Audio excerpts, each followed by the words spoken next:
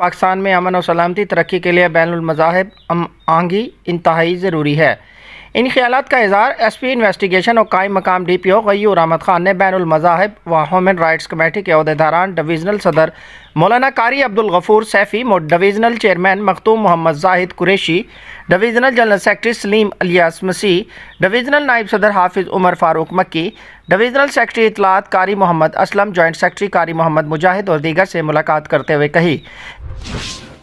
Commissioner डेरा Ghazi Khan division Liaquat Ali चट्टा ने सुबह सवेरे अफीसरान को साथ लेकर शहर का दौरा किया।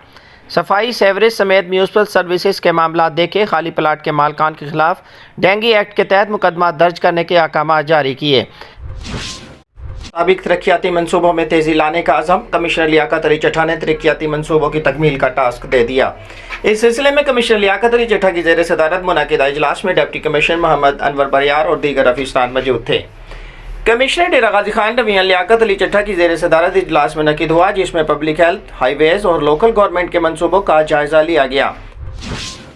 मुताबिक डिस्ट्रिक्ट कोऑर्डिनेशन कमेटी DCC का इजलास डिप्टी कमिश्नर ऑफिस के कमेटी रूम में मुनअक़िद हुआ। इजलास में अरकान असम्बली मोहम्मद हनीफ पिताफी, सरदार सैफुद्दीन खान खोसा, डिप्टी कमिश्नर मोहम्मद अनवर बरियार समेत तमाम महकमों के अफीसरान ने शिरकत की।